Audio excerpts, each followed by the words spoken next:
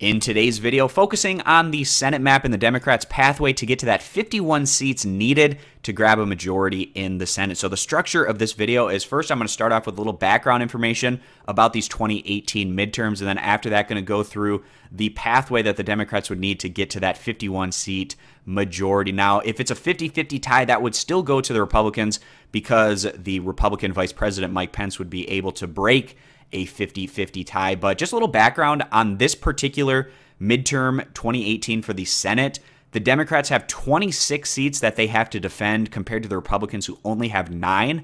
And then of those 26 seats, 10 of them come in states where Donald Trump was able to beat Hillary Clinton. And some of these are very Republican-leaning states. Some of them are a little bit more in the middle. But the Republicans, they have been salivating at their chances to get to these 2018 midterms and really cause a lot of damage for the Democratic Party, specifically in the Senate. But the fact that the landscape is looking so positive for the Democrats actually gives them a possibility and has opened the door where they could even get to a majority after these midterm elections. And that landscape, it's so positive for them because we look at the numbers.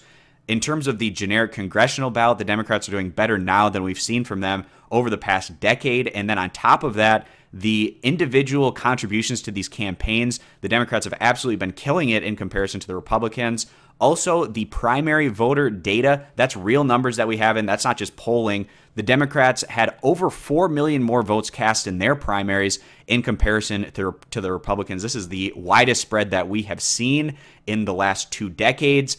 And then also the Democrats, of course, are trying to feed off of what is a relatively unpopular president, Donald Trump. Those approval numbers have been underwater through the entire time of his presidency. And then one more piece of information that we have is a number of these special elections, the Democrats have vastly outperformed expectations or the political tilt of these different races. So that's also some concrete data that we have that are looking very strong for the Democrats going into the 2018 midterm. So now that we have the background of the current political situation and why it looks so strong for the Democrats, we're going to start filling out this map here and their possibility at getting to that 51 seats. So starting off here, I want to take a look at seats that are certainly looking better for the Democrats right now than they probably felt a couple years ago, especially when Donald Trump was able to win these states against Hillary Clinton. But the Democrats having the incumbency advantage, and also if you take a look at the independent political experts on these states are currently either rated as solid Democrat or likely Democrat. So those incumbents being Tammy Baldwin in Wisconsin, and then also Debbie Stabenow in Michigan, Ohio with Sherrod Brown, and then also Bob Casey in Pennsylvania. And those are the ones that are looking really good, not just in terms of the situation of the overall political landscape, but the polling that we've consistently been getting in those Senate races as well have been looking really strong for the Democrats. Over at 538, all of these races are well over a 90% chance of them picking up those Senate seats. But I still wanted to talk about them because these are states where Donald Trump was able to beat Hillary Clinton. And then another state that's kind of an outlier from the rest of the map is New Jersey, because obviously they went for Hillary Clinton by a decent margin over Donald Trump, but it's still a competitive race, and that's because Bob Menendez is one of the least favorable senators right now, and that's making things a bit tougher for him. But the fact that this is such a lean blue state, Menendez is likely to overcome that. Still a heavy favorite to go on and win this one, even though it is closer than you would typically expect. You can see all of these other deep blue Senate races here up in the East and Northeast where the Democrats aren't really too worried about these. New Jersey is the one state in this region where there is some question. But again, it is still looking good for the Democrats, even though it isn't quite as strong as you'd like to see in a state like New Jersey. So a couple other states that I want to talk about, and these are ones where Trump won by significant margins, but the Democrats are currently consistently polling ahead of their Republican counterparts in that polling data. And also these are two senators that still have pretty decent favorable numbers. That's Joe Manchin in West Virginia, which is looking better and better for the Democrats than certainly anyone could have expected just a year or two ago. And then also John Tester up in Montana, a very favorable politician, even more so than Joe Manchin in West Virginia. The polling data has also been looking really good for Tester over there. So that's putting us right now at 45 to 47. The Democrats still need 6 seats to go to get to that majority. So the next thing I want to talk about are current Republican seats that are actually looking favorable for the Democrats. There are toss-up situations, but if you had to put money on it, it would be a slight lean in the advantage of the Democrats right now. And that's starting off in the state of Nevada with Dean Heller, the Nevada incumbent here. Just one term at this point. He's being challenged by Jacky Rosen. But Nevada, it's a state where demographics are certainly helping the Democrats, but also this is a state where Hillary Clinton was able to beat Donald Trump, and this is feeling like a very good opportunity. It's going to be close, but still you'd give the lean to the Democrats. And then also in Arizona, the polling has been pretty close. Generally, it's been favoring Sinema, and also they don't have to challenge an incumbent with Martha McCaskill on the Republican side, trying to take over where Jeff Flake is not running for re-election. But also the Republican Party in Arizona is a bit fractured at this point. McCaskill had some very far right-wing challengers that she was able to beat in that primary. And for the benefit of the Republican Party, certainly, McCaskill giving them their best chance at retaining this Senate seat. But right now, the political experts are giving this as a lean to Sinema in what should be a very close election. It was really close in 2016 between Clinton and Trump, with Trump winning that one by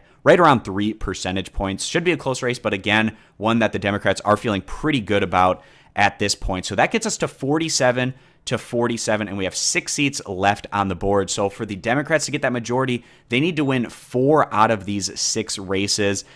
The 3 that I would put in the toss-up category would be Missouri, Indiana, and Florida. And then the ones that you'd probably give the slight lean to the Republicans right now would be Texas, Tennessee, and North Dakota. So first off, those toss-up ones, Florida in particular is probably the closest of these toss-ups. But I feel like, I've said this a lot, but Andrew Gillum, he's going to increase enthusiasm amongst the Democratic base and get a lot of people out to vote in these midterms that might not otherwise vote. Maybe they only vote in presidential elections, or maybe they're just encouraged and enthusiastic to vote for somebody like Gillum without that being the situation. So I think Gillum's going to have a down ballot positive effect for Bill Nelson. What's already expected to have been a close race, I think Gillum probably puts Bill Nelson over the line here. Also, the polling up in Indiana here for Joe Donnelly has been looking much better in recent months compared to what we were seeing a little bit earlier on in this race. I think that's really positive for him right now, so being able to claim that one.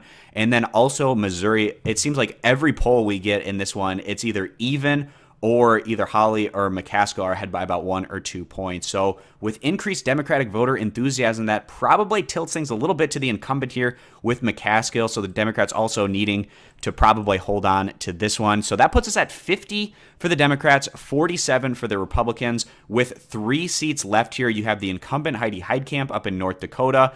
And then in Tennessee, there's no incumbency situation. You have Marsha Blackburn taking over where Bob Corker is not running for re-election. And then on the Democrat side, the best case scenario candidate for them, the former governor of the state, very popular, showing he can win statewide elections, actually did so in blowout fashion in his last statewide election. He was actually able to win every single county in the state, that being Phil Bredesen, should be really close there.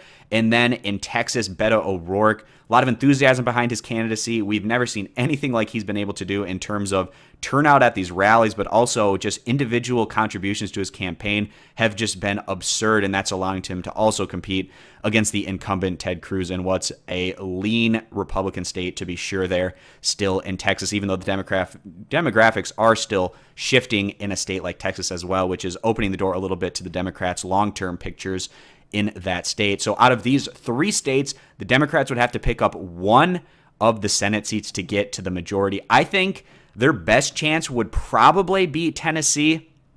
If we looked at recent polling, hasn't been looking as great for Heitkamp. We go a little bit further back in the polls, it was a very close situation. So whatever has happened in the last couple of months, those polls have shifted a little bit away from Heitkamp. What can help Heitkamp is the marijuana initiative on the ballot that can perhaps increase Democratic voter turnout and give her a boost. We'll see if that plays a role there. But the fact that Bredesen is going against the Republican Blackburn, who's not an incumbent here, and also a pretty strong right-wing candidate, very much so in that Trump category. Maybe that has an effect, but in a southeastern state like Tennessee, I'm not sure that has as much of a negative impact as a lot of political experts might think it does. But Bredesen, like I said, a very popular former governor of the state, has shown he can win statewide elections. He's probably the Democrats' best chance in this scenario. And then Texas, going to be an interesting case here. It seems like most of the polls have Cruz within about the margin of error. There have also been a couple of other polls where he's a little bit above that margin of error. I've even seen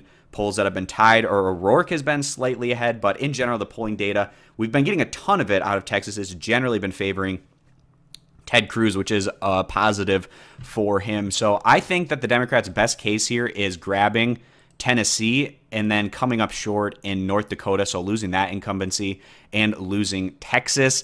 But that still gets them up to 51. If they lose Tennessee, then they'd have to keep that incumbency with Heitkamp in North Dakota to keep that 51, or if they still lost that one, they would need that big upset there in Texas with Beto O'Rourke, where he's been able to really move the needle in that race to get it very competitive. So that's the map here, guys.